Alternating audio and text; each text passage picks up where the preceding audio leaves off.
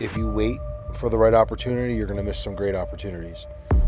It just boggles my mind where these OnlyFans chicks call themselves entrepreneurs. That's disrespectful. Like, I even had a real one time like, listen, man, if you're an OnlyFans model, if you're making your money, that's how you make your living, great. Okay, I'm not the one to judge your ass. But please, don't call yourself an entrepreneur. You're not an entrepreneur. And I think so many people hold themselves back from their true potential because they don't want to disappoint mom and dad.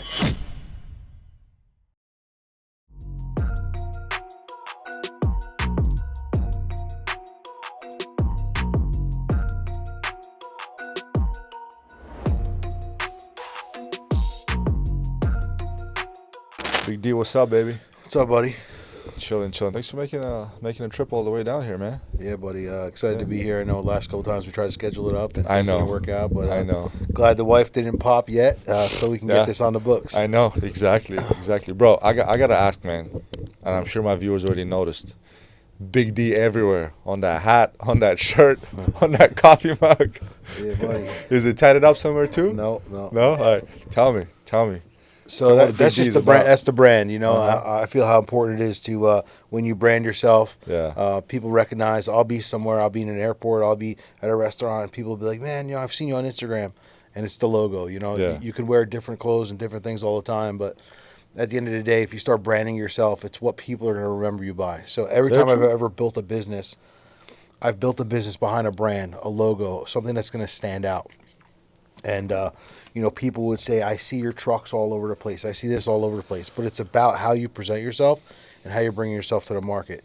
If you have different colors, different vehicles, different T-shirts, different logos, like people are never going to know how to remember you. But if you can literally simplify it into one simple area, people are always going to say, oh, I've seen that. They might have just seen a reel or an ad or something on Instagram, but they're like, yo, I seen you on Instagram. You know what I mean? Or whatever. I'll be in the airport. They're like, the Big D podcast, So whatever it is. So I just felt it was super important to, no matter what I did, no matter where I was, always be representing my logo and representing me. Yeah. I like that. Where did the Big D come from? For a long time. So I was in the bodybuilding space years ago, and people used to call me Big D, short guy, stocky, big. And it was just something that people always used to say, yo, Big D, yo, Big D. So it just stuck. It stuck? And for years, people just call me Big D. You got to go watch out when you go to New York, though. They don't want to call you Big D. They have like some weird shit about it. Dude, I used to have I was given a nickname, KGB, like long time ago, Alex KGB. And I thought I was cool.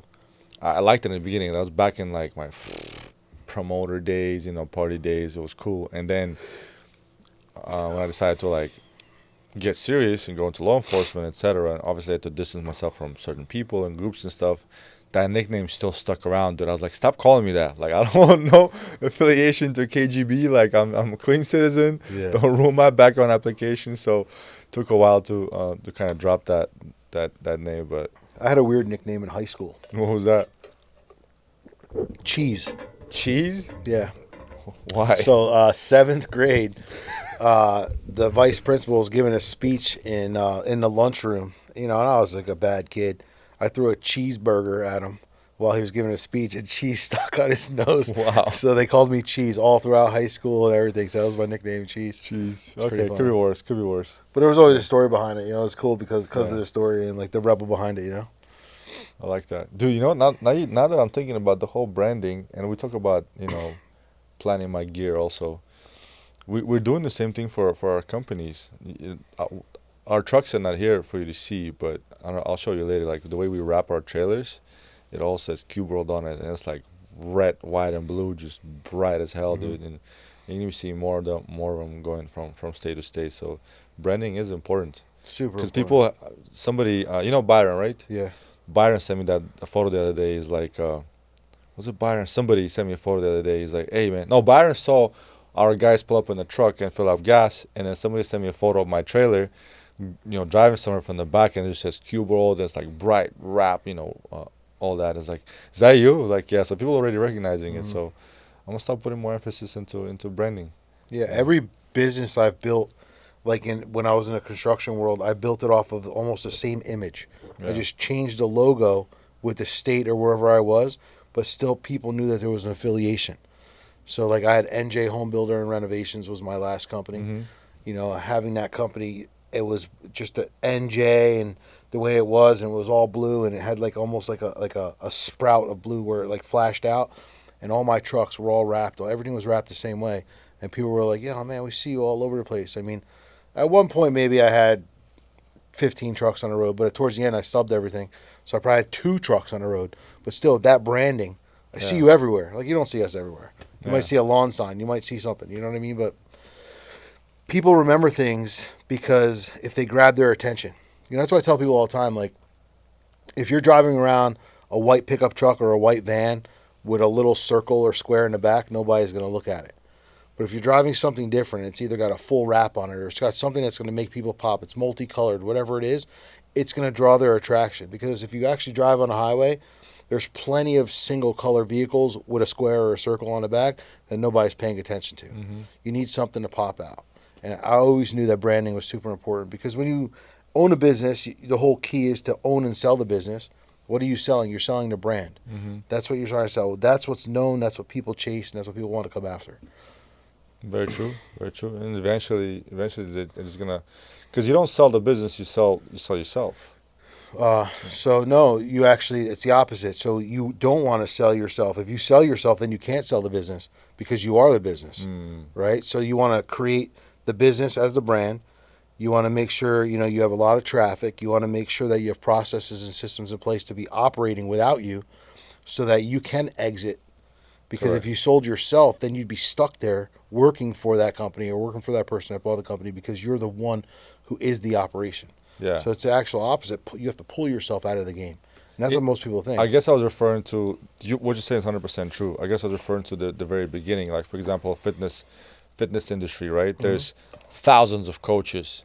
Everybody's deadlifts are the same. Everybody says the same. But why would I go with Big D, for example, versus I don't know somebody else as a coach? Because same counting macros, same exercises, right? Same shit. But because I like Big D, who you are as a person, Yeah. initially, right? To Yeah. bring people in. So And then branding the this- exiting part is what you talked Yeah, about. branding this is different. Like branding my coaching business and my podcast, that is me. I can't sell that off. It will never go anywhere without me. That's totally different. But when you're building a traditional business, you don't want to be like that bottleneck. You don't want to be the center. But when you are building a brand of, influence, you want it to be you because you are your brand. Yeah, makes sense. It's kind of hard nowadays to build a brand, don't you think? Because there's so much going on out there. I think you have to just differentiate yourself from the noise. There's so much noise out there. There's so many people out there who are, promoting fluff, promoting cars, promoting Exactly. lifestyle, and Exactly. the world is attracted to that. So when you actually have I was talking about this yesterday. When you have a real life story, a real life situation, and a person who's actually been through it and can coach you on it, like Bedros, right? Like all the stuff he's been through. Mm-hmm. Like he's a real coach, and you're Mhm. working directly with him. Mm-hmm. When you go hire all these other business coaches, outside of like Bedros and myself, you work with us. But when you hire these other coaches, you work with their minions. Yeah. You get in your organization, you do their programs, you do their tests, you do this, you do that, and then you get maybe a Zoom call or something. That's not the way it's supposed to be. I've seen one of those. Yeah. There's it plenty of them makes around sense. here. Makes sense. You know what I also noticed over the years, and this is kind of disappointing. I kind of noticed that maybe the last 12 months or so. A lot of people out there who are coaches, who are these influencers, who I personally followed, whose books I read and listened to, end up being like just a bunch of BS, dude. You know what I was really disappointed lately? Robert Kiyosaki, Yeah. Rich Dad Poor Dad. Do you know he's a fraud? I was so disappointed. I actually went into this rabbit hole of Robert Kiyosaki and his true story and where he came from, because he's been around for decades. Yeah, that's like the first book I read, Rich Dad Poor Dad. Long time. So before I was even born. He's hella old now. So I'm not gonna say that I didn't like the book. I still like the book. I think it's right here somewhere, right there. Yep. I took some good knowledge from the book, but I ended up finding out that, first of all, it's not even his book.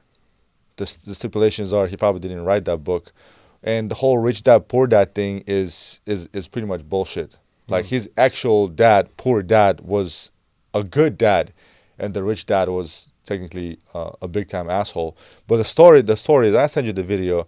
Like he was caught on a lot of lies. His timelines don't match. His business records don't match. He stole a lot of money. He was like head of like a Ponzi scheme, whatever. Blah blah blah blah blah.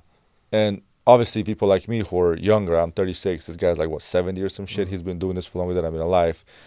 Wow, I would never go back to the 60s to try and figure out who Robert Kiyosaki was back then, like 1670s, right? But just the point is this, man. I just got disappointed, and the list goes on. It's this rich dad Robert Kiyosaki, you name it. I don't want to like throw names right now, right? And everybody got some shit on them. So to me, it's like we follow these people, these influencers, these idols, right? Who charge a lot of money for their courses, who then you end up working with their minions because they don't even show up, and you end up being just a bunch of bullshit, man. And I think it's sort of not fair if you don't know how to filter out these people. Like obviously, me and B is solid. He's in person. You don't just deal with his minions; you deal with him. But a lot of these guys right there, like I had one situation too. Somebody from like Andy Elliott's team trying to reach out to me. Dude, this guy was on my nuts, man. I was like, bro, like, enough. Same thing happened to like Patrick Bay David's team. Like, it's like I'm not interested. Like, it's cool. I like the guy's contest. I like what he stands for. But like, stop getting on my ass and offering me these programs like this brotherhood where I get to go and shake hands and work. I don't fucking need to go work out with a dude. If I want to be coached by somebody, I need to know like the actual knowledge. I don't need to go there and be able to tap him on the shoulder and say, "What's up, bro?" Yeah, I went to one event at Andy's because B was there. I just went there because he was there. Yeah, And, Andy Elliott's. Yeah, just because B was going to be a guest there, so I went there and we spent time together. You know what I mean? I think I know what you're talking about. And I told him, hey, I'll come out there support you, or whatever. But dude, like they got a hold of me, texting me, hey, you want to get on the phone? You want to get on our Zoom? You want to do this? You want to do that? No, I don't want to do that. Like I'm not working with you guys. At the end of the day, like his core values are not my core values, and whatever it is, like whatever Andy does. And there's a lot of ball busters out there that break these guys down. But You must follow that page too. Shout out to ball busters, dude. But the problem is that when you are doing something for true reason, you really need to show people that. Like, I believe a lot of these people have these people in their organizations. They're selling programs. They're doing everything. They talk about being rich, and they get these people cultivated. They create this cult. And it's so hard to get outside this cult because, like, you have all these people who are believing in the same thing and the same idea when only one guy is capitalizing or one girl is capitalizing. And that person is charging X amount of dollars talking about themselves, but then standing on stage and talking about, how God this, God that, but you're really not leading with godly principles. So I was just super turned off by the way certain things were done. And listen, dude, these guys build great businesses. They make great fortunes. But all this stuff's going to come to an end because if you don't build something on a solid foundation, it's soon to be crumbled, right? Yeah. That's my thing about it. For me, I think if you're building a business, like you said it perfectly, it has to be on solid foundation and it has to be something that's actually tangible. Yeah. I think. And to me, like what I personally struggle with is this. You know how I do public speaking, right? And I love being on stage and doing public speaking. And eventually I'm going to do coaching. But I have this personal dilemma. Like I feel like I haven't built the business big enough yet, the actual physical, tangible business where I can say, okay, I built that. Yeah. And it's running on its own right now. Now I can relax and do coaching. Yeah. Versus some people disagree. Some people say, like, even B told me, like, yeah, you don't really have to. You can be coach based on what you've gone through in life, based on the trauma you healed, based on, how far, you've been this, you've been a cop, you've been an entrepreneur, all that.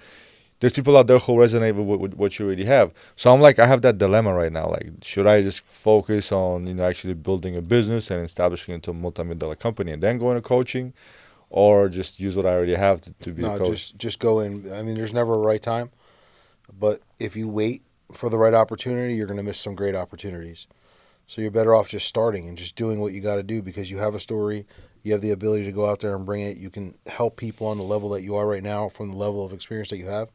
So why would you wait until you've built something up? Use all your platforms. That's what I do. I use my podcast, my coaching, my speaking, everything all in one as a core. and that's the end result. And whatever drives the highest volume or the highest results, it is what it is. But at least I have three pots, three things in a pot that I can pull from and know, hey, what's going to be the most beneficial here? But they all fall into play. Like, my speaking will lead to coaching. My coaching will lead to speaking. My podcast will lead to coaching. My podcast will lead to speaking. All my speaking events, people will jump on my podcast. So it's like it all like works together. There's a flow here. And I feel like if you try to leave one thing out before you do the other, there's kind of like not a right time, and you're going to miss out on some great opportunities. Okay, that does make sense. If you feel like you're ready to do it, just do it. You know what I mean? But don't wait for the right time, or don't try to like build something up. There's an opposite effect to what you're saying. So I have a book that's going to launch, and it's my second book. My first book became an Amazon bestseller because we had a lot of people promoting it. But my second book is self-edited by me, self-published, and it's going to be self-published. So I have to make sure like my Instagram is big enough. Once I'm almost at 100,000 followers, but once that's not going to be good enough. I have to get my YouTube to 100,000 subscribers. Now I have an audience. Now when I push this book out, what's going to happen overnight? So that's one thing I'm holding back until the audience is there, but I'm building all the other parts to make that launch happen. Yeah. How'd you grow your following to like Instagram to 200,000? No, I have right now. I think I have like 75,000. That's still a lot. Yeah, I started it in October. Yeah. Brand new page. Yeah, I know you did. You did, yeah. So new content. I was following you. So consistent content. Same thing all the time, so people know what they're coming from. I'm not posting myself working out at the gym. I'm not posting this. I'm giving people what I want. So the algorithm knows what I'm pushing, how I'm pushing it. There's something weird in like the algorithm world where the first hour, whatever you put out there, it's almost like a teaser, a tester.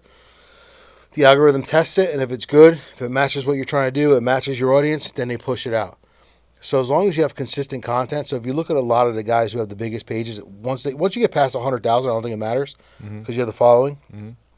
But to get your way there, you want to make sure that you have pure consistency and your message is the same. You're delivering the same thing. People know what they're coming for. People know what you're going to deliver. And you're not like showing, hey, I'm out to dinner right now. That's irrelevant. You know what I mean? Yeah. That's kind of a little different from somebody else told me, like, you need to create more. Because, I don't know if you noticed or not, like my page, I'm consistent between like the daily static post and the reel. And here and there, I throw in like a little video of me. And somebody suggested, like, you need to put more videos of you doing other things, because that creates authenticity and that would drive traffic. On your story. On the story, yeah. Because then people see your reel and they see what you're doing, that kind of stuff. If you want to post yourself out to dinner, you post yourself on a boat or post yourself whatever, like that's cool. Going to the gym, like walking in the gym, that's cool. But on your page, like you want your page algorithms set the same. That's just the way I learned it, and it's worked for me. Good. So I just feel like, as long as people that know that you're real and that you're connecting, and I even talked to B about this, he's like, yeah, man, on your story, it's like commercial, commercial, commercial, truth, commercial, commercial, commercial, truth. Like, what are you advertising? Yeah. Now, here's my real life. What are you advertising? It's just like he does. Yeah. What are you advertising? Here's my real life. Yeah. Okay. Then people see you're actually doing it, Yeah. You start implementing. There's so many different things and takes, man, that honestly, it's like, it's crazy. Just all these, not even talking about all these gurus out there who tell you every 5 minutes, oh, like, I'll help you do this, I'll help you do that. Like, I grew my channel from 5 to 500,000, followers. It's like, sometimes you just gotta silence the noise. But a lot of these guys pay to go in groups, and they go in these groups that help them grow. Really? I've seen that too. Yeah, I get messages. Doesn't the algorithm boot out like bots and stuff like that, fake followers, or? I don't know. I think there's there's programs out there to actually have like check marked followers. Yeah, you can buy a check mark now. Yeah, I guess. Serious? That's crazy. You got a blue check mark? Yeah, I think you get it after like 10,000 or something. Really? Yeah. Okay. What's the main focus now for the business? Well, where you trying to grow it to? Ultimate goal is to have 25 coaching clients a year. Right now the base is set for about 10 for where I'm at, and then getting to 25 coaching clients a year, being on more stages, keep popping out content. Hoping my podcasts just like it blow up because I have two different podcasts. So based on how they're going to blow up, but they say it's 100 episodes. You know, one of Yeah. them I'm at episode 40, the other one I'm at episode 44. You know, Yeah. so I'm halfway there. It takes work. It takes yeah. time. You know, if Yeah. you look at most of the people who've ever like done something significant on YouTube, it's after 100. So you just Yeah. got to keep pumping it. Yeah. It's the slowest channel to build, but long term, it's the most effective. Yeah. I went back to like Bees. Remember the Empire show? Like years ago, like 8, 9 years ago. And I've also looked at those because it's his. The Bedros show is fairly new. It's like what, a year Yeah, and a half, 200 episodes, I think. something right? like that. But before that, he had the Empire show for like years. Same thing. I studied like Jason Redmond's, right? He's been around. He's big now. He's a fantastic public speaker. But he had his channels years and years, like 8 7 8 years ago. And same thing with all these other guys that I follow. Like it's the initial stage, man, is the growth is long, Very. long, and then this whole overnight success is you just gotta stay focused. You just man. need one video to pop off. Right? Yeah, but it's as your stuff gets out there. And you Yeah. know what helps the best Mm. on YouTube is shorts. Mhm. And now they have posts. You could post on YouTube, like an actual post. I didn't know that. I don't know either. Yeah. Oh, actually, I've seen the post. But I thought it was like a commercial. No, You can can actually, post a static post? Yeah, post. Just gotta Oh. scroll over all the way to the right. Dude, it's crazy how YouTube, Instagram, I don't know if TikTok or not, like they're fighting for people's like. I feel like the new Attention. currency is people's attention. Like Yeah. people's attention span is the new currency, or whatever. Like the legacy media is done. It's all about podcasts and pretty much online watching now. Mhm. There's I don't know. I don't even have a TV. Oh, I have never had a TV. Instagram and TikTok go faster because it's what people are Sure. on regularly all day long and scrolling. But YouTube's going to be a background thing where it's like you have YouTube on, Long videos. and then so like you'll be watching something, and it ends, and then Bedros's will come up, and Yeah. then mine will come up, and Yeah. then it's just based on who you're following, and that's how people react to it. But it takes a long time because you listen to YouTube's by not searching. Correct. You see the other platforms by scrolling, and Yeah. you just catch it. Yeah, that's crazy, man. The times are changing, bro. I don't even like. I was reading the stats. I think there's like 2 3 podcast channels that they're based off of the views. They had more views than like MSNBC, whatever, Fox 5 and CNN like combined and shit. Wow. Yeah, it's crazy. But then, don't you think that gives too much power to certain individuals, certain channels? Like what prevents, for example, from PBD, Patrick B. David, like Valuetainment channel, for one day flipping the switch and now they're super left and crazy fucking promoting God knows what, and they have like millions and millions of followers. Or So that's kind of like I no, think no when you checks do and when you do balances. something big and you utilize yourself, what all these people have done is put themselves in a place kind of like what I'm building now. How many podcasts can I get on? How many stages can I get on? How many different people's social media can I get on? And this is how I build myself. And a lot of these guys, like Patrick B. David, had a big exit from his company. He Oh built yeah. a big company. Oh yeah. And when you have money, you have power to be able to do a lot more and work a lot faster. So it's utilizing all of those things to be able to grow faster than the average person. Listen, Very bro, true. if we were, chicks in a bikini and, we'd have 100,000 followers in 30 days, depending on what we're posting. What do you think about that, man? Like, don't you think?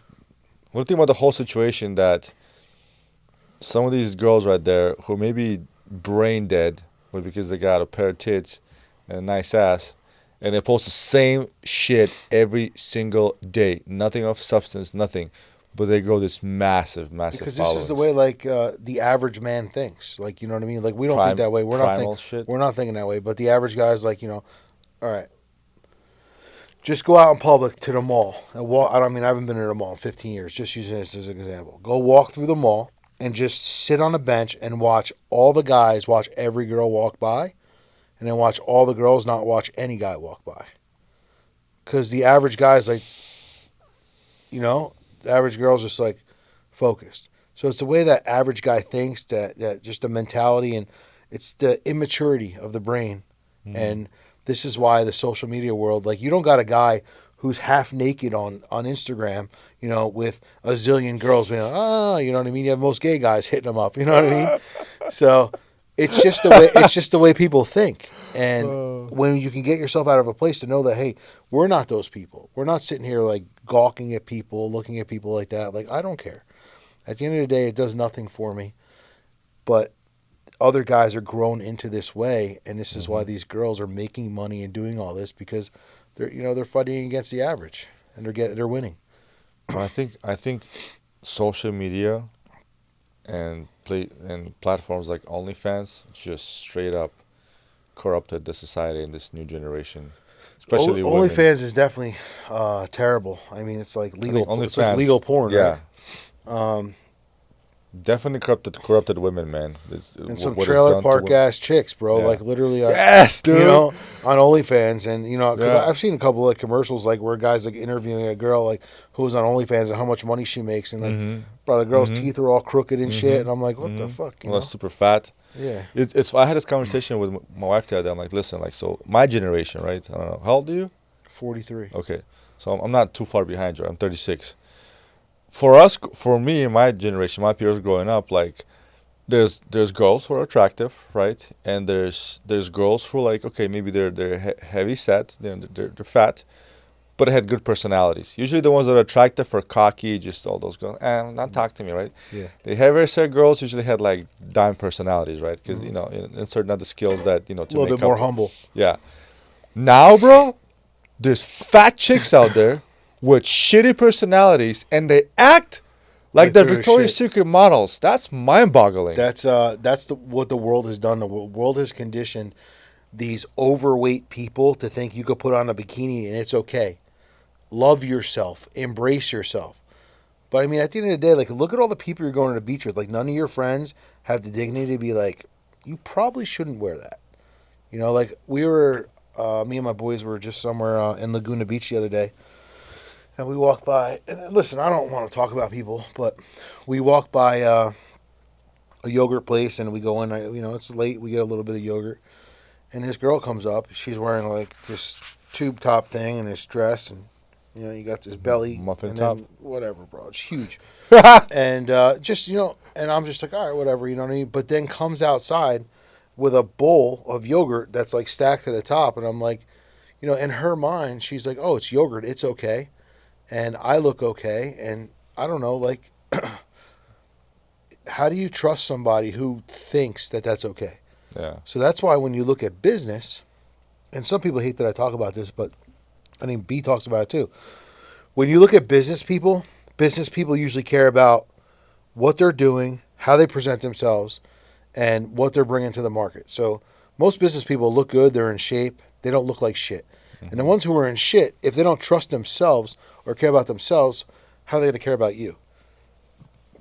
So a person like that, like, how can you trust somebody who doesn't care about themselves, who believes in this imagination thing that they're seeing, but it's not reality?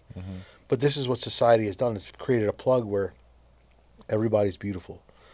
Embrace it. Do this.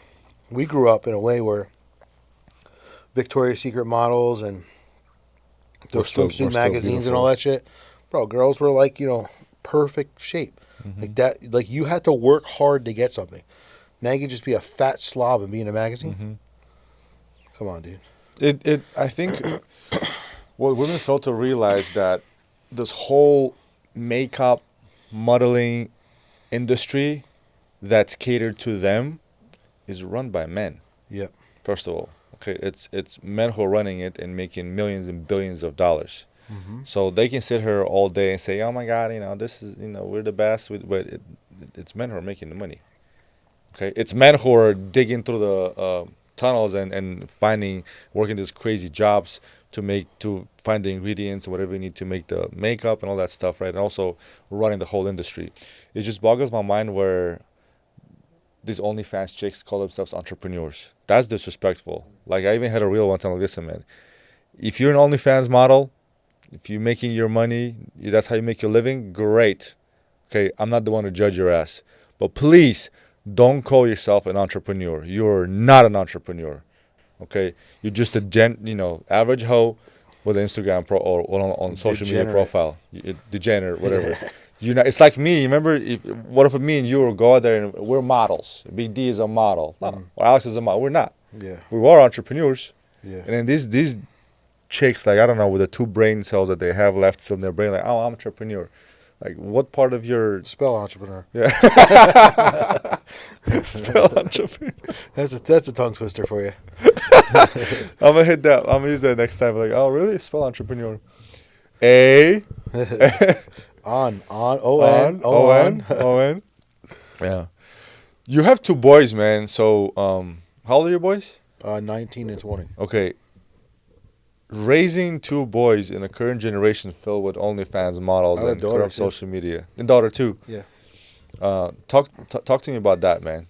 Like, because you see what you're dealing with right there on social media and OnlyFans. We actually talked about this on a ride yesterday from San Diego about, like, how these girls put themselves out there and, what these girls think of themselves and, how men just don't respect themselves, to take themselves to a level to a girl who has no dignity. Like, why are we going to bring ourselves to a place where this girl doesn't even love herself, So my oldest son is like, he's super, super into work. My younger son's a little bit different, with the girl scene, but I think they know that, those kind of girls in their minds, like they say and they play like they're trash bags to them. So they don't filter themselves in that world. They're not getting themselves involved in that whole porn world and all that. Because, dude, it's really a fake world. It's a world that sucks you in and sucks you dry. Like anything else, it becomes an addiction. So we literally were just talking about that yesterday. And, my daughter at 15, she'll talk about, like, how, she's in high school. Oh, this girl's got like 5 boyfriends in the last month. She's a whore. Like, you know what I mean? Like, all right, keep thinking that. I want you to keep thinking that because that's right. That's right. You know what I mean? Good. Like, this other girl's dated almost every boy in the last 2 years in school. Like, that's disgusting. Keep thinking that. And that's the way I want you to think. So my kids were conditioned like in that world where like self-respect is super important. Mm-hmm. I noticed when it comes to women, a lot of times, a father has to do a lot with the way the woman develops and the kind of woman she becomes. Yep.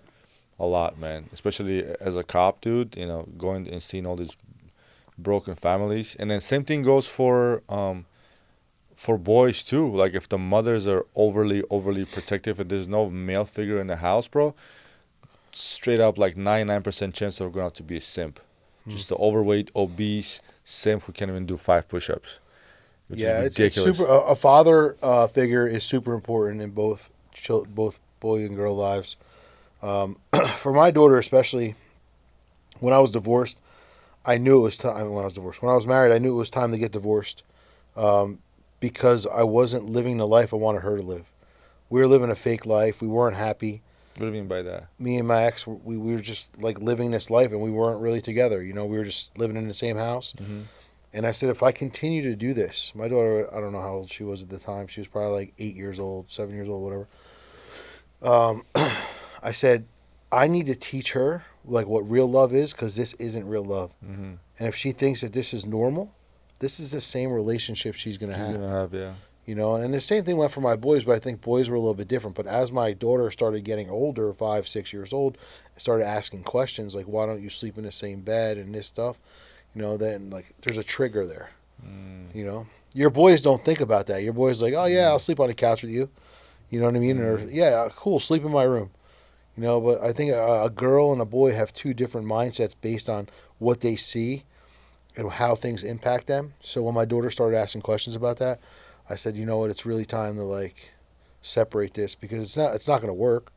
We've tried for so many years to make this thing work. It's not going to work. We're just on 2 different wavelengths here. So filing for divorce has brought me and my daughter super close, and it's allowed us to have a very, very good relationship as she's grown into the teenage years. Did you have to struggle with the fact that sometimes keeping the family together and having both parents present is better for children than getting a divorce and now the household and family is broken? Did you have to I think we did that for a long time. We tried to keep it together for the kids, but at the end of the day, you gave it effort. It wasn't just like, yeah, we we're tried. done. Like I said, 10 years, bro. Okay, okay. I see But what then you're you come to a point where you realize, like, us saying we're doing it for the kids is just an excuse, so we don't have to go through the heartache. Listen, divorce was tough. It was one of the hardest things I ever went through. Why? Just, financially, emotionally, um, just the battle back and forth. I mean, me and my ex-wife, like, at that point of divorce, it was hate. I'm gonna move it closer a little At that point of divorce, it was hate. bit. Ooh, got like that? Yeah, like bad. Ooh. My middle son that you see here today, he didn't talk to me for 4 years. I remember you You telling know, me that so- a while back, yeah. Yeah, so there was a lot of fire and a lot of things, a lot of turmoil, and it was like 3 years that we battled through this. The only people who win are lawyers, bro. You know what I mean? They Yeah. just want to suck you dry. But at the end of the day, you don't know how to deal with this. You don't know how to wrap your kids into this because it's all so new. So your kids are almost like a tug of war, like you're being pulled parent to parent. And I always try to be the better parent by, like, listen, am I going to say that I didn't talk bad about my ex? No. Because were there times that she was trying to create so much trauma in my life and drama in my life? Yes. And would it upset me? Yes. But then I would catch myself. But to this day, like, I still say, like, hey, all I want her to be is happy. Find somebody, be happy. Do your thing. Don't worry about me. And let's just move forward. And I want my kids to see her happy. I want my kids to see me happy. And that's all that really matters. So at the end of the day, going through that process was a huge learning curve, but it was probably one of the best things I ever went through because it's allowed me to be closer for the time with 2 of my 3 kids. Now, all 3 of my kids. You ever talk to your kids about how they were affected by the divorce, or not yet? My middle one, I know how he was affected. He was torn, and he was torn away from me. But because those days are over, Mm-hmm. I don't want to bring it back up. Mm. The past is the past. Like, when he came back, it's not about why did this happen or what happened. It's like, what can we do to move forward from this? And then my oldest son would always, like, you know what, like, whatever you and mom say, I really don't care. I'm not going to be in the middle of it. My daughter was a little bit younger, so she was, like, manipulated a little bit, where it's like, tell me this, what's dad doing, what's mom, whatever. Like, little kids like to tell things without knowing what they're telling. So you would hear things that you probably shouldn't hear. Yeah. Maybe things were said that Yeah. shouldn't have been said. Yeah. But now my daughter's at a place where she can't be bothered. She wants to grow up. She just doesn't care. She doesn't want to hear it. But we're not as we were 4 years ago. We email each other back and forth. We don't have conversations. We don't sit next to each other in the same room. You and your ex? Me and my ex, yeah. We don't, no relationship. Still like that? Yeah. Okay. And she's, listen, she's very strong-willed. She's got a strong personality, super Italian, like, she's the one who has to, like, give in. Like, for me, I don't give whatever, dude. I'll sit next to you, like, whatever. Kids got something for school, let's do it. Like, it is what it is. It's for the kids, right? But she has to grow into that spot. She's, very holds on to things, and, she's got to let go of the pain. I noticed, and I have friends who are going through this, one going through a pretty nasty divorce right now and child custody battle, and I have friends who have gone through it before. I notice across the border, man, a lot of times it's like women who do this borderline manipulative shit. And not only saying that because of what I see my friends, also as a cop, dude. Like, I had situations. Like, I used to hate dealing with child custody exchanges. I hated it. First of all, and I hated it because it was always traumatizing on children. On children, dude. And it's like, imagine there's a child custody exchange and one or both parents are, like, in a straight, like, ripping children out of each other's hands. Or, like, I had one situation where this, I forgot who, the father or mother, just walked in with a stroller into the, like, police station and just kind of pushed the stroller towards the other parent who was in the lobby. I was like, are you fucking kidding me right now? That's a human baby inside that stroller, and you guys are so up into your pride and the bullshit that you're dealing with and hate towards each other. You can't even exchange a physical human being. You have to, like, push a stroller with the baby from one end of the Station to the other. Like, it's disgusting. Like, I hated it, dude. Just child custody exchanges and all. I hated it more than having to go with child services and ripped the kid out of the parents' arms. That was tough too. Yeah, narcissism is a big thing, especially with parents and divorce. And I think one of the two parents are going to be super vindictive, whether it's going to be the female or the male.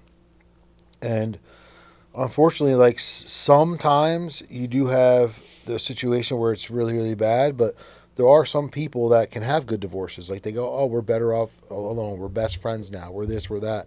Mm-hmm. But that's not a common thing, especially in the beginning. Like that's where everybody hopes to get to. Like I'm not trying to be my ex-wife's best friend, but I want to be civil. For Like the kids. my daughter's going to be 16 next year. Like if she wants to have a sweet 16, why wouldn't we do one together? No, like I'm gonna take you on a cruise or some shit, and your dad could do a sweet 16. Like that's stupid. She's only 16 once. It's something to get everyone to come together. It's been 5 fucking years, like if not longer, 6 years. Who gives a shit? You know what I mean? But like, if you hold on to the small things that hurt you hard in life, you'll never get to the big things that are gonna make you feel good. Well said. I like that. What do you think about your in-laws? Did that come into play during divorce? Yeah. So my father-in-law, ex-father-in-law, he passed away during it. He was an awesome dude. Me and Yeah. him were cool. Yeah, like he would always call me and be like, "Hey, what's going on? How can we fix this?" Blah blah blah. Mm. Like just a great guy. Her mom particularly, like that's her daughter, and whatever she said, she said. If her mom picks up my daughter now, it's kind of like hi bye. For a couple Mm. years, wouldn't even look at me. But again, like that's whatever's being said, whatever it is, like it Yeah. is what it is. It's one sided story. But I think like truly like her father got ill throughout this process, and I thought that as he passed, it would have like kind of woken her up. Like life's too short. Like her dad died. I went to her house and I stopped in. Hey, I want to say sorry, whatever. Like, get out of my house. Don't you dare show up to the funeral. Like, that's fucked up. You know what I mean? Like, still a guy I spent 10 years of my life with, if not longer, or whatever it was. And when you look at how some parents react, that's their child. So they're acting emotionally based on their child, not based on the reality. Prior to filing for divorce, before I filed for divorce, her dad would always call me and be like, "Hey, what's going on? Like, what can we do?" Because dude, I would leave. Like I wouldn't deal with it. I don't want to fight. I don't want to fight in front of our kids. I don't want to do it. So I would just like leave and go do something. And she would tell her mom or tell her dad, or the kids would tell her parents, whatever. And then her dad would call me, and I'd be like, listen, like I can only do what I can do, whatever it was. So her dad was super cool. Me and her mom never had like a really, really great relationship. I wasn't close with her like that, but her dad was super cool. I remember when I wrote my first book, her dad's like, I want a signed copy. You know what I mean? Like that's how he was cool. Yeah. Yeah. In-laws are tough, bro. Like I don't have good relationship with mine. No? Yeah. Well, my wife's dad is like MIA. No? That fool like packed up his shit and went to live with his other daughter's different state, and he's got his own trauma. He's got his own BS that he's dealing with. Do I think he could do better? Yeah. Are we at the point where do I want to maybe knock some sense into him? Yeah. But I realized that I think the best thing I would do at this point is I'm gonna let her handle it with him the way she wants to, Yeah. unless he decides to like come back into her life and cause trauma and pain. Then he's gonna face the side of me that is gonna traumatize him even more in life. Hmm. Because her parents, she comes from a broken household. Dad is ex-military, mom is a cop. Um, that side, the mom side is also, not the greatest, pretty toxic there. But I'm cool with them, and I don't judge them based on the toxicity. I just understand that's how they are. They have their own trauma dealing with.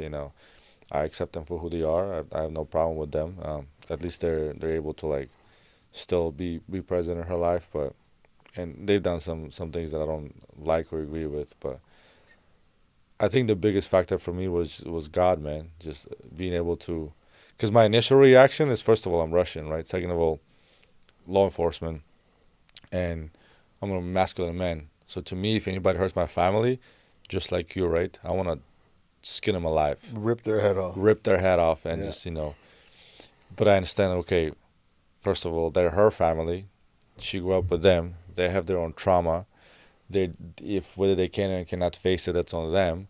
We're just focusing on building our own family, Hmm. like me, my wife, and whatever we're building, and baby, and all that stuff. So I have to kind of You're accept them. building a baby. How'd you build it? Hey man, Legos. I planted the seed, bro, Yeah. and Creating. creating, creative seed. So the best I can do is learn from people like you, man, who's walked the path, who now have kids, and like, I just learned a shit ton from you. Just tell me about your divorce. Like I took a lot of mental notes, man, so to make sure none of that happens in my family in the future. Because I look at your kids, man. Your sons are pretty solid dudes, man. Always respectful. Whenever they see me, shake my hand, or just look me in the eyes. I Mhm. like that. I think I'm. Did I meet your daughter? No, you never met No, her. No. but yeah, your boys are good, man. And I could tell, they have a lot to do with raising them. They're not like flimsy little boys raised by a woman. No, they stand tall. They talk, look me in the eyes, shake your hand firmly. Like it says a lot. Yeah, Says they a lot. always will lead with the handshake. Thank you. Nice to see you. Welcome. That's something that I've always been strong on, Mm-hmm. and they've always done it no matter what. Even when my other son wasn't around with me for 4 years, always said thank you to people. I always heard from anyone. Like I would go to every football game, bro. He didn't want me there. Sometimes he didn't know if I was there or whatever. But I would sit in the stands and people would be like, "Oh, which one's your kid?" I'd be like, "Devin," and they'd be like, "That kid is so respectful," you know. And that's all I would hear. So hearing that, knowing that, and every time people talk about my kids to me and they say how respectful they are, how nice they are, like they're in business and they deal with people in business and people that maybe I send them for business, and they go, we can't believe the level of maturity that your kids have in business and how good they are with people. And I think one thing that has to do with it, and your child will be the same way, if you engage your children in what you're doing and you bring them around and you have them meet people at a young age and you don't keep them separate. Like my kids were always involved with the people I did business with, around my businesses, around my connections, and it was always like, hey, go shake their hand, go say hello. Mm-hmm. That's Mike or whatever the person's name is. Go Mm-hmm. introduce yourself. And it was always from the start, from the young areas of life. And Like how old? bro, Stop as being young young. as they could be, 5 years old, Mm. whenever they were coming around. Mm. Okay. Like my daughter the other day, I picked her up from her friend's house, and she was there for a couple of days. And she's like, "Hey, thank you for a couple of days, the last couple of days, and thank you for dinner." And then we went on our way. Like as long as they're saying that stuff and they're grateful, Mm-hmm. But then I see the difference. I see the flip side was some of her friends come over, and they walk in the front door and they don't say a word. Then they go in their room or they go wherever, and then they leave. Like you can just tell. Like it's not that kid's fault that he doesn't say hi, bye, or No. thank you. It's the way their parents raised them. Yeah, You I know, agree. I've seen my sons have like girls over the house, and like the girl like hang out with them and then like run to the front door, and leave. You don't have to be scared of me, but like you're not saying bye to me because like there's something wrong in the way that you were brought up.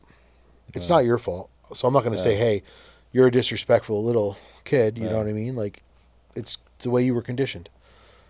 I made a little video a few months ago because it was like a sequence of events where I noticed one event was these two teenagers, right, having dinner, and one had food and a drink. The other one just had a drink, soda, like Coke can, right? And then the waiter brought the bill, and just one bill, and the guy who had food is like, "Oh, can you split the bill?" Like it's a fucking soda can, bro. You can't pay for your friend's soda can a few $2. dollars, Yeah. $5, whatever. You ask him to split the bill, and literally it was like a sequence of events. And like a day later or something, I pull up to pick up food to go, and approach the door first. A teenager walking in, right? So I open the door for him, right? I don't need no acknowledgement, nothing. I open the door, he walks in, nothing, no thank you. Doesn't look me in the eyes. I don't need his fucking thank you. I did it because that's the way I was brought up, right? Yeah. Whether you elder or not, I can open a door for you. And I made a video. I'm like, listen, these are the sequence of events happen. I'm like, this new generation, this young generation that we have right now, right? Whatever they're fucking called, beta or whatever, generation Retarded. of bunch of pussies, whatever you call me. I'm like, this is not to talk shit to you, kids. This is to talk shit with my generation, For raising you kids. For raising you. Yep. Disrespectful, ungrateful bunch of fucking, excuse my language. I promise my wife not to cuss less. That's for you guys. Look at who you're raising.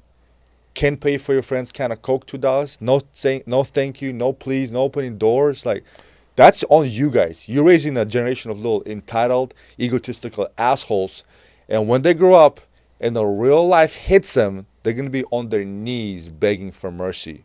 And then kids like your kids are gonna be out there slaughtering the world. Yeah. So from 30 years old to like now kids, most males don't even know how to use a drill. Jesus Christ. You got the women who have the toolbox from dad and do all the handyman stuff around the house. Yeah, it's terrible. That is terrible. Because their parents let them play video games and do all this shit, and they didn't have to go out there. They didn't have to get hurt. Their dads were, a bunch of softies. They didn't do nothing and whatever. Like, what do my kids say when they left? Hey, you want me to close the door? Right? Like, yeah. True. Anyway, and then when we came here, you opened the door. They held the door open for everybody, and then they come in last. So every time we go somewhere, go to a restaurant, go wherever we go, they'll go be in front, grab the door. You're going to go in, and then they're going to come in behind you. Again, taught. Adults first, kids last. When they're little kids, you go first. But as you become an adult, you learn, now we're their elder. So now they have to respect us as when they were our younger, they would respect us. I like that. I'm scared, man. Like, I'm genuinely scared if this is the new generation, like, me and you, like, we're grinding to build something, right? To leave a legacy behind us to our children. But then also, like, who are we leaving it for? Like, if you're living it for your children, I'm going to raise my children a certain way. But then for all these people who are building these massive businesses and leaving something behind after them, for who? For a generation of simps who are going to run it to the ground? And, like, what is society looking at? And, like, with my daughter on the way, dude, like, when she grows up, like, what kind of pool of men is she looking at? That terrifies me. I don't know if you think about your daughter or not, but that terrifies me. You better get her out of California. California is not that bad as you think, man. There's pockets. Like, right now, we're in Orange County. It's like the last conservative county ever. Yeah, I heard that this area is pretty tight. This area is tight. Where B is staying, that area is pretty tight too. But, like, California you got the LA and you got North Cal, specifically San Francisco. These are the two most liberal, most loosey-goosey, degenerate, fool, like, just people. Like, that's as bad as it gets. Everything outside of those counties is good, man. Maybe San Diego. Yeah, San Diego was a little weird. I don't need to go back. Yeah. It's not what it used to be. Yeah, 3 counties. Yeah. So I don't know how San Diego is the way it is because you got Mexico next door. Like, if I was living next to Mexico, I would make sure I got a bunch of solid masculine men right here because you never know. Well, who's across the border. all border patrol yesterday. Really? Like, all down the highway. I guess they just hop over. Yeah. So, yeah, it's pretty interesting when you look at the dynamics of what people think California is. So, like, I've been to certain areas of California, like L.A. and whatnot, and, it turns you off. It's like New York City. So I'm from, like, originally from New Jersey always. So people are like, oh, I want to go to New York City. I'm like, fuck New York City. You know what I mean? You're like, fuck L.A., right? But everyone else that isn't from around here, they want to go to L.A. So my kids, last time we're out here in Cali, they're like, oh, we want to go to Hollywood. I'm like, dude, it doesn't look like it does on TV. Well, let's just go. All right. So we drive through, whatever. Now we're here in Hollywood Boulevard or whatever the fucking street is. And, they're like, what the fuck, weirdos and costumes. And I go, this is like New York. I go, you want to park? They're like, fuck no. I'm like, dude, I told you guys. But, you have to experience it because just like New York City, like the way TV makes it look, it's not reality. That's not what it is. L.A. is a shithole. New York is a shithole. Yeah. And I'm not saying all of New York, but New York City is a shithole. New York City can be a shithole, yeah. And I didn't know the difference until I started going there, and I realized, okay, it's New York, right? And I have friends and family there too. And then I went to, like, touch Jersey a little bit. I love Manhattan just because it's nice and clean. I love Central Park. And then I went to Brooklyn, and I'm like, okay, that makes sense. This is kind of like L.A., Orange County. Like, there's pockets. But, yeah, that New York, bro, is like Times Square, like downtown, downtown Manhattan, like in Times Square.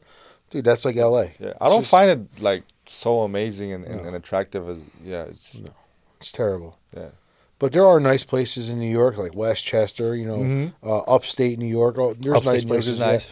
Yeah, and Jersey's the same way. Everyone thinks about Jersey because they fly into Newark Airport. They feel like it's a city like New York, but you got farms, you got all different types of areas, like where you have nice areas in Jersey, but it's not that. We have the shore, like we have one of the nicest shores ever. So people just identify from what they see on TV, and how I think that new movie Happy Gilmore 2 was just most of it was filmed in New Jersey. Really? I haven't seen it. I haven't seen But it. I saw a trailer. I'm interested to see like what areas in New Jersey it was filmed in. But I stopped like following. My thing is, I love watching movies, but I would say in the last 5 years, I even stopped doing that. I feel like the whole Marvel, all those just became so freaking woke and liberal. I think that one of the last movies that I saw that really turned me off with all the bunch of subliminal bullshit they had was that Doctor Strange movie. I don't watch TV, bro, at all. It wasn't, yeah, I don't watch TV. Yeah, but I don't used watch to love movies. love watching Yeah, movies. yeah. Growing up with my dad, we watch movies a lot. So for me, I love going to the theater and watching movies. I remember seeing, first of all, one of the main characters was a girl. Her name was America Sanchez. Okay, cool, America Sanchez. But she was wearing a denim jacket, the American flag in the back. Right here, she had an LGBTQ trans, what do you call those sticker or a patch? Yeah. Right. Both her parents was two moms. And just the movie was just filled with all that subliminal bullshit. And I noticed over the years, there's movies like, remember back in the days when the Brokeback Mountain came out? It was like, what the fuck, dude? Yeah. It's two facts, whatever. The reaction was, I never seen it. Now it's just like, this movie about two gay guys. This movie about gay. This movie was like, what the hell? You realize a lot of commercials too on TV now are like a black and a white family mix. It's like a mandatory Everything's thing. mixed. Like you can't have a white family or a black family or a Chinese family. It's got to be like, all right, there's a black dad and an Asian mom, but an adopted orange person. Who knows? You know what I mean? It's just weird. Like, what the fuck? What are we trying to do? Like, what message are we sending? It's okay to just be like fucking mentally twisted. Yeah. Like that's not how it is. Like if you go back to the roots, like just leave it the way it is. But you have to satisfy everybody. And if every commercial was just white people, it's racist. If every commercial is just black people, it's racist. It's so stupid. So let's just cut out the racist and we'll just put one of everything in there. I kind of like, you heard about that incident, right? I don't know where it happened. Maybe Philly, where a bunch of black people attacked a bunch of white people and knocked out like one white dude and a white woman. It's been, I'm surprised how much noise that incident made. You know what I'm talking about? No. Even like certain politicians talk about it, certain influencers talk about it. Yeah, it was some kind of event. I forgot where, maybe Philly, something like that. And it was outside, and just a bunch of black people, men and women, just beat up a bunch of white people. And there's one clip where this black dude just knocked out this white lady unconscious, which is disgusting. Absolutely disgusting. I don't give a shit if you're black, white, Asian, brown, whatever. If you're a grown-ass man and you knock out a woman, you're a piece of shit. Like, you deserve to go to prison. You deserve, like, your butthole to be rearranged in multiple different ways for that. My imagination, right? But I'm surprised how much noise. Yeah, how much noise it's making, because I'm telling you this as a police officer, right? There's countless incidents like that of actual racism, and that's nothing but racism. But the ones who make it in the media are the other ones, where white people somehow attack or make remarks or something against black people. So if it's the other way around, if it's reverse racism, which is still racism, then it's not racism. Never makes the news. You never see the news where a black person shoots a white person or a black person ends up stabbing a white couple. Never. It's only when it's the other way around, like black or minority or fucking LGBT. You know what's amazing? When you got the conservative world and you have the black conservatives, you have the gay conservatives, like the ones who are like legit, right? And they can't stand the tone that the rest of them are setting because of the publicity that they're getting, because of the noise they're making. That's not who they are. And what do they call Uncle Tom? Yeah. If anything, first thing first, Uncle Tom.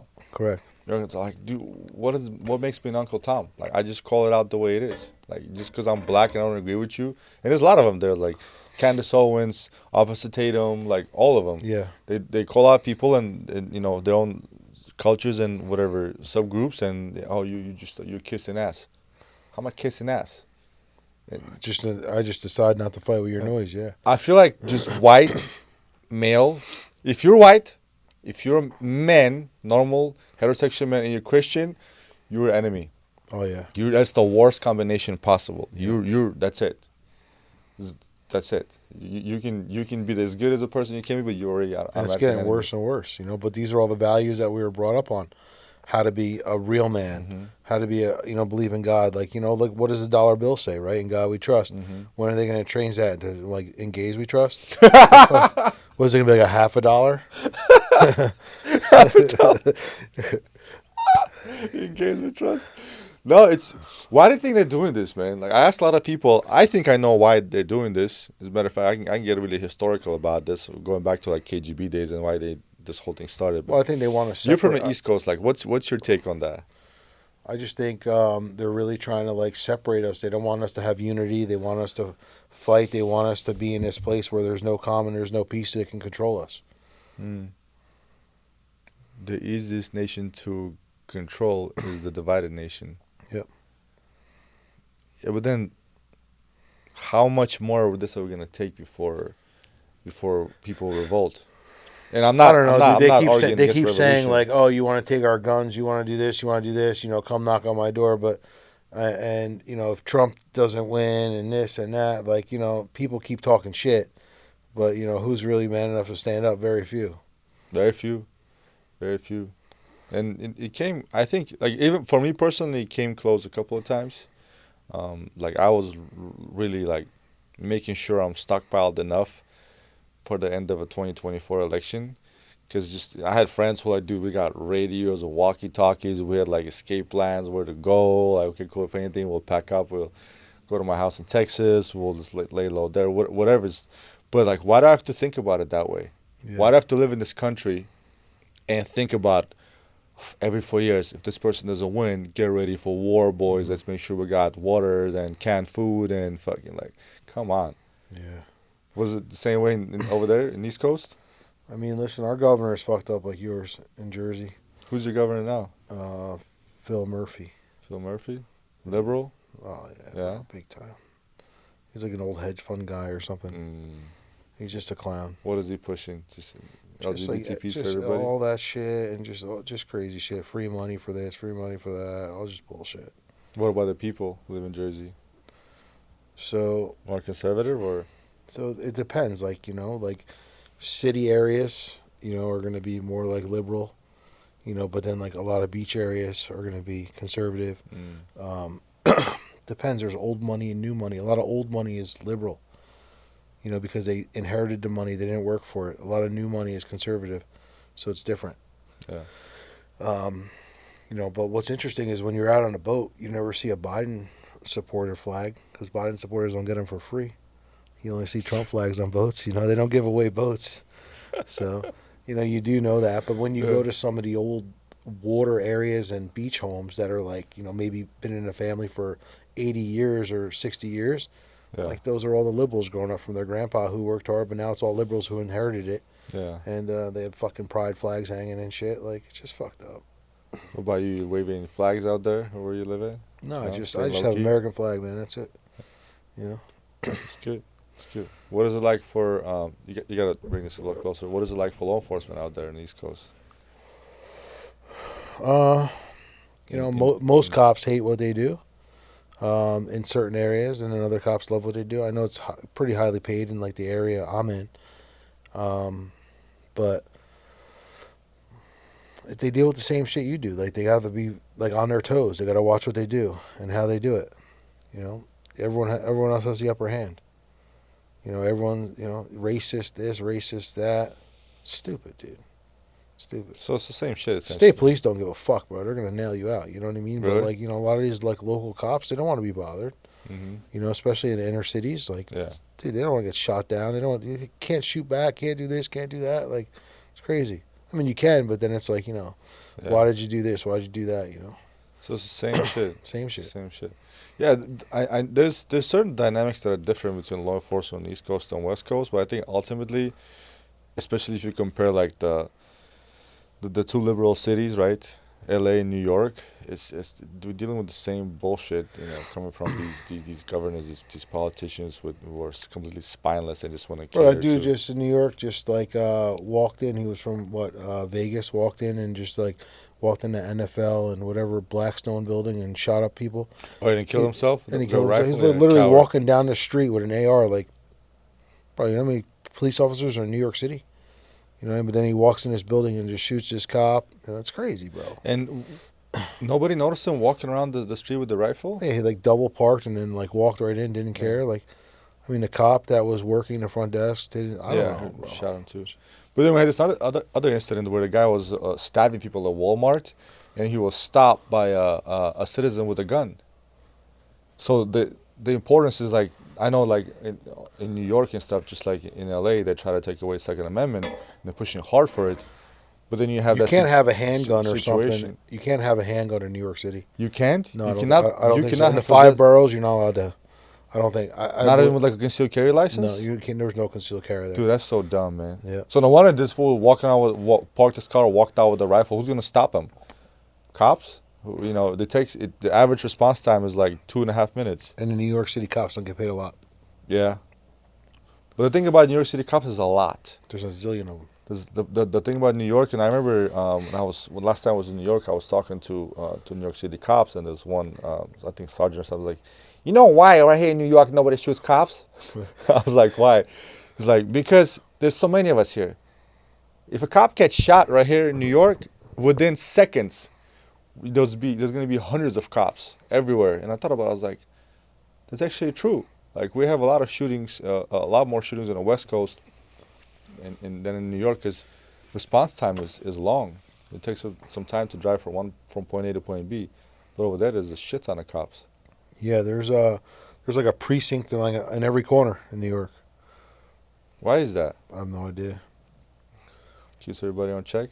Yeah, I mean, especially like when they drop the ball in New York, like for New Year's, When? the amount of cops, like New Year's Eve, Yeah. the ball dropping, like the Uh-huh. amount of cops that are there, it's crazy. Really? Yeah, I've never been there. yeah. Never seen. I've never been there either during that time, but No, people you go can see it crazy on for TV.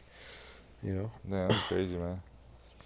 One question I was gonna ask you, I like to ask a lot of my guests just to understand where the person came from.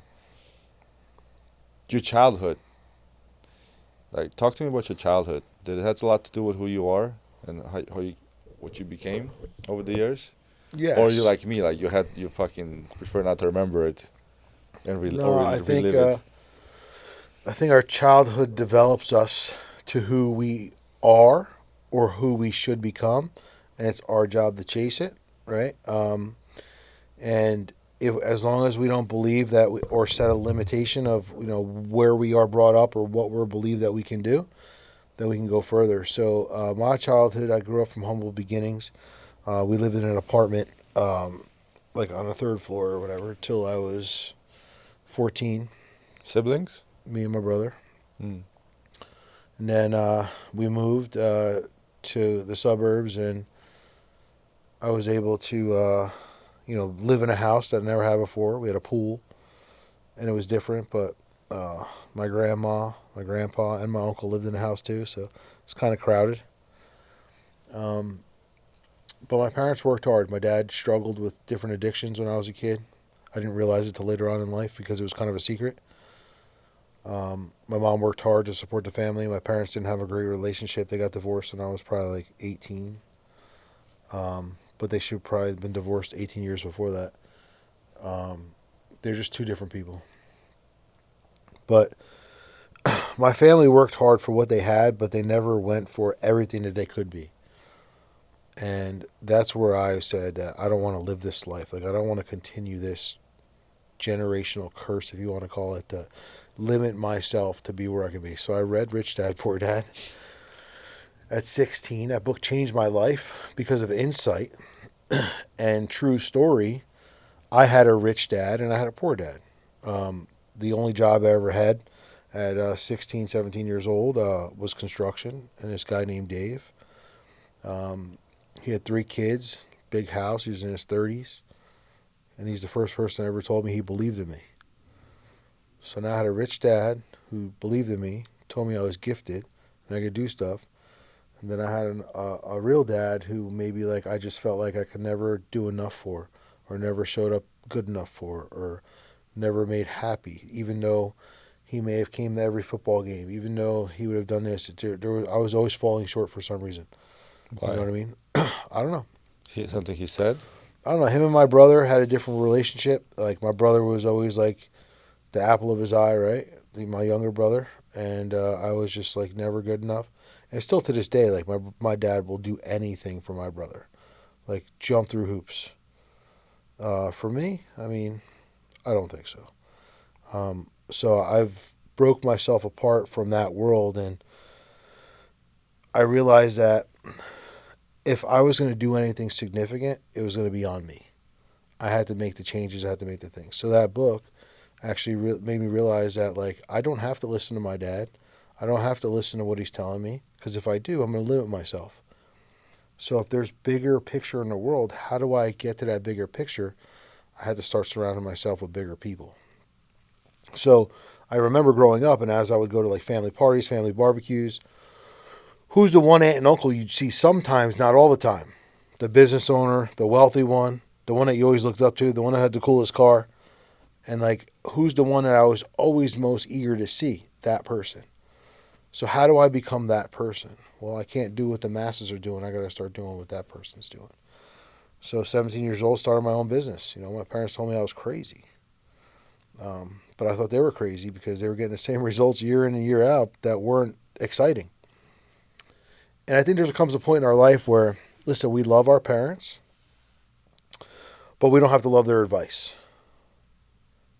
And if their advice is not going to bring us to our promised land, then we can appreciate the advice. But hey, sorry, like you're not thinking the way I'm thinking. Mm-hmm. I have to step outside of the box. And I think so many people hold themselves back from their true potential because they don't want to disappoint mom and dad. Yep. I disappointed mom and dad by not listening to them. And I disappointed mom and dad by not doing what they said I should do. But it's granted me a life that nobody in my family's ever had before. Well said, man. I've done the same thing. My wife actually, sometimes she told me that because she's an entrepreneur as well. She's the first entrepreneur in her entire family, right? And her entire family, her entire life was like, get a 9 to 5, get a 9 to 5. Why do you want to do this? Yeah. And she told me that she didn't grow her business and scale it to the level where she wanted to because not only did she not have support from anybody in her family, on top of that, they were more like, no, just go back to a 9 to 5, get a 9 to 5. So it was tough. So for me, when I left 9 to 5 and I was leaving 9 to 5 and I went into entrepreneurship, she's a big supporter of me because she has gone through it and she didn't have that, so she understands what it's like. Because I come from my family, obviously 9 to 5ers. They're like, why do you want to do this? Why do you want to do that? So it's tough, man. And I think having that self belief is extremely important, and having somebody who you respect and look up to tell you that they believe in you goes a long way. Yeah, I think we think, a certain way as a kid. So bringing back to my childhood, I remember, we didn't have a ton of money. Me and my brother like shared a scooter. We used to ride the scooter together. And we used to sing a song that teamwork always worked. We made up a song and it's like teamwork always works. And we would just like sing it while we were pedaling down the street together because we only had one bike or we had, whatever. We had two Yeah. bikes and one bike got stolen because the neighborhood we lived in. Hey, you got to jump on my pegs. I got to jump on your pegs, whatever. Right. So we knew we had to do what we had to do to get to where we wanted to be. And I was always the one who was like, hey, just jump on with me. Hey, I'll take you. And I realized that I could have been like, all right, you get 10 minutes and I get 10 minutes. But no, let's take the world on together. I'll take you. You just come with me. Mm-hmm. So as a young kid, when you start thinking about ways to come up with solutions out of a problem, as you start to get older, you start to realize that it's the same thing, but the problem's just bigger. And if you were able to solve problems with solutions at a young age, which we all did, no matter what you did as a kid, like if you wanted something, you got it. and you figured out how to get it. Mm-hmm. But then as you get older, you kind of like stop thinking that way. You stop believing you deserve things. You feel like, oh, I should just be like okay with just having this car, just having this job, because you know what? At least I have a job. At least I have a car. We stopped thinking about the way we thought when we were a kid. Like, what was the first car you wanted when you were a kid? It probably wasn't a Honda Civic with roll up windows, right? You know, it was probably like a Ferrari or something. You know, but when you get your first car, you're like, this isn't what I wanted, you know? And then what happens to most people is they're told, hey, you're lucky to have a car. Some people don't even have a car. Some people have to share a car. And what that mind does is that's your parents telling them the same thing. Now your parents telling you the same thing. And you start thinking, now I'm lucky. Now I have to just think like the norm versus saying, fuck that. I don't want this car. How do I go out there and work my ass off to get the car I want? And you start thinking different, but very few people do this because they allow the noise of the world and what other people say condition their beliefs and stop believing like they did when they were a kid. It's that simple. Yeah, just reframed a lot in my mind right now of what I will and what will not tell my children. Because you're right. Listen, when your daughter's in a year from now, when she's wanting to walk, you're gonna be, come to dad, right? You're not gonna be like, oh, she fell. Huh, we'll just try again tomorrow. You guys are gonna keep picking her up, keep going, keep going. Same thing with a bicycle. You're on the training wheels. Hey, come on. You're gonna hold her in the back. You're gonna do everything that you can. And one day your daughter's gonna come home and she's gonna rip her knee apart because she fell off her bike. It's gonna happen. Now you have to say, hey, it's all part of the process. You're gonna go through it. Clean it up, put a bandage on it, and get back out there. Or you're gonna be like, oh baby, it's okay. You want me to clean that for you? Just put your leg up. We don't have to ride the bike anymore today. You have two choices, bro. You're hard or you're soft. And however you do it is the way that it's going to mold. And that's what I do with my kids. I was always hard on them. Get up. Let's go. I don't care. Because it's never okay to just be okay. If you're not giving your best, it's not okay. You don't just win because you think you did good. You win or you lose. It's that simple. I like to look at it. Sometimes you win, sometimes you learn. Yeah. And sometimes you know, sometimes you grow. Right? Yeah. You only lose if you accept it as failure. Yeah. So my one son played football, like pretty good football career, throughout his younger age into high school. And some of the toughest games, you see these kids, you'd see the stars would be out there and they would be like, come on, guys. They keep the guys going. Then you have the other kids who have their heads down. They're crying. They're doing this. They're doing that. What'd you learn from it? You can't win every game, but you didn't win for a reason. And let's figure out that reason so it doesn't happen again. Mm-hmm. Same thing happens in business. Same thing happens in parenting. Same thing happens with everything that we do in our life and relationships. How do you correct something? Can't go back and change it. But if something were to happen moving forward, how do you use it as an example so that it doesn't happen again and you get the same result you did before?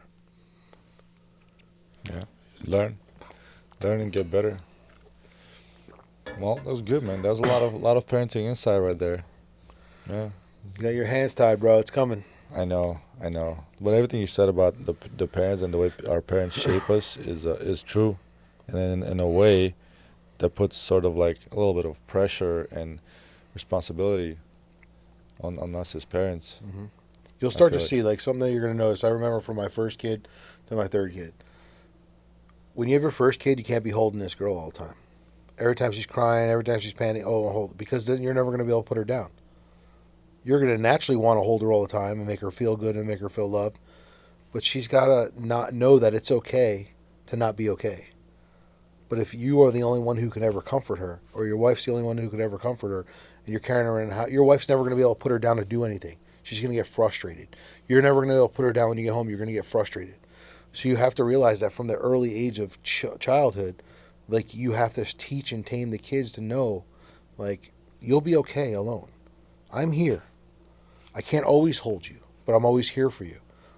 And it's hard to tell a new parent this because you're naturally going to want to do it, but we all went through it.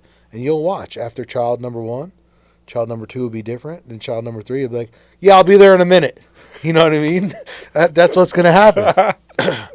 But just telling you now, like, so you can prepare yourself, if you're always holding the cry will never stop.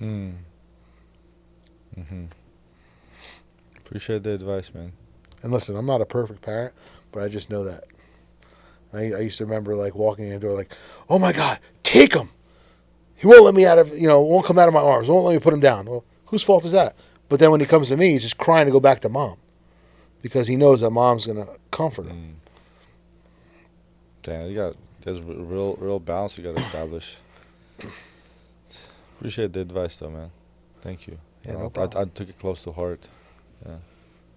I want you to tell my viewers, my listeners, tell them a little bit more about your program and how to find you. Okay, yeah. 'Cause I think So you my have a lot biggest of knowledge, platform man. is Instagram, Big Dan Official. I could have never guessed. Big Dan Official on Instagram. My website is stanskowski.com. What I actually have on my website is a free 7-day challenge for anybody. 7 days, a video series about 2-3 minutes long, just to help you get back in gear. If you're feeling stuck, you're feeling unmotivated, whatever it is, take a look at this 7-day series. That doesn't cost you anything. My coaching's on there. Talks about my coaching programs. My best coaching program is going to be a 1-year program. I work directly with you one-on-one for a year. Unlimited conversations, unlimited talks. We get together in person every quarter, and we spend a whole day together. And my whole job is just to help you, number one, build as a person first, and build your business to a better space second. And I've been able to help people, 2, 3, 4x their business on average, just by helping the individual. Because most people are stuck in business because of them. It's like when you're in a bad relationship. Everybody on the outside sees it. It's the same thing with business. When you're in a business that's stuck, you start blaming everything else that's not working. But if you continue to do what you did to get you from 0 to 1 million, you're never going to go from 1 million to 3 million. Things need to change. Because you're dialed in at your max. Now you have to add another dial and move yourself out of the way, and now you have to start adjusting the dials. And people don't realize this. So, I would say catch me up on Instagram, send me a DM, whatever you need. I'm here to help. Thanks, brother. Appreciate that. I think you should also add some parenting into that. You got some solid knowledge, man. I mean, like I say, if I were to judge you by your kids, I think you've done a pretty good job, man. Well, I appreciate that. It's super important, you know what I mean? And I knew growing up the way I grew up, it was important for me to be different, show different, and show up different. And I'm not going to say I was a perfect parent. In the beginning of my entrepreneurial journey, I was working 100 hours a week, so I was missing things. We had a nanny. We thought that was the life. But when you're missing things and you're not there, what are you really doing it for? And that's a big thing. Like, everyone wants to build a legacy for their family. Everyone's doing what they're doing for their kids. But are you really? If you're not present, are you really doing it for your kids? Probably not. You're doing it for you. It's just to say you're doing it for your kids so you can stay busy. If you're doing it for your kids, you're doing it to find a way to live, learn, and grow with your kids, not just provide your kids with a life without you being there. You sure to do it again? Would you done it differently when it comes to raising your kids? So getting divorced was a wake-up call to me.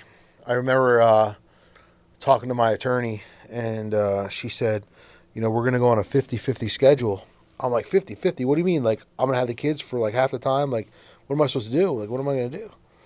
She's like, you got to figure it out. You go 50-50, you pay child support. And I'm like, I'd rather have my kids 100, but I can't do that. I got to work. But all right, I'll do 50-50. And it helped me like turn on the balance sheet, but we don't have balanced lives. There's no such thing. You're always going 100 miles an hour in every lane you're in. But it allowed me to spend personal time with them. And if I would have done it different, when I first had my kids, I would have focused more on being a present parent than a present parent. Like present in me being there than presents and gifts. I would rather be more there than be more supportive financially, more supportive with the things I can buy or purchase. Because my time with my kids and my memory of my kids are more important than more things I've ever done for them or given them. So I'd rather be present than be the one giving the presents. Copy that. Okay. Damn, that's deep, brother. Yep. Gave me a lot to think about, a lot to consider. It's coming soon, man. Any day. Yeah. Well, Lesson, Big D, thanks for coming, bro. Yeah, appreciate the invite, man. Glad it Of worked course, out. man. Thanks for making the drive, and we'll do this again, whether it's here or Jersey. on the East Coast. Yeah. In Jersey. Jersey. Yeah. Oh, well, thanks, man. A lot of. I think you have, personally, low key. Obviously, you have business knowledge in business. You have knowledge in self development, but I think you have some hidden jam skills of in parenting, bro. I'm telling you this right now. I took a lot from you in that category. Yeah, like I said, bro, I'm not perfect, but I just feel like as long as I could do a better job every single day, and my kids, stay respectful and do what they got to do, it is what it is. I don't hold my kids back from life. I allow them to do life. Like my daughter's 15 and she's on Snapchat, she's on this, and everyone's like, so there's some parents who don't let their kids on that.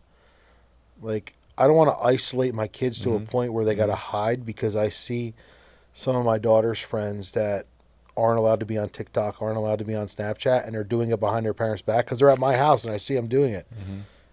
And they're telling me, because my daughter's open with me about what this one's doing and what that one's doing. But that girl's parents doesn't know anything that their daughters are doing, because they think they're living this promissory little life because they're holding them back from everything. But I just allow my kids to participate. But as they participate, I can see what they're doing. Have there been things that maybe my kids posted that I didn't like? Yes. Take them down. That's not who you are. That's not how you... But I don't care what everyone's doing. And these are lessons that you have to teach your kids. And generations later, like your kid's generation is going to be way different than my kid's generation. So like somebody who has kids that are 30 years old or 25 years old trying to tell me like how to raise a 18-year-old, 20-year-old, like it's different. Times are different. Times evolve. People change. What my parents can say, oh, if my kids did this and my kids did that, like we didn't have the shit that my kids have now. Life was different. Like we were lucky to watch TV. We went outside and rode our bike. We got hit with wooden spoons and belts. That shit doesn't happen no more. So life continues to change and to change. So we can't say, well, if I was, or well, if that was you as a kid. Like you can't say that, because the times weren't the same. You have to adapt with the times, and you got to allow your kids to have freedom, but at the same time, understand how you can regulate it. Understood. So that's my little parenting advice. I'm telling you, man. I'm telling you, you should add a little bit, create a whole section for coaching on that. So. Think about it. Think about it, man. That's stream of revenue. Yeah. But anyways, man, thank you. Thanks Appreciate for being it, here, man. brother. And it was a great time. Awesome. Thanks, bro. Appreciate it. See you again.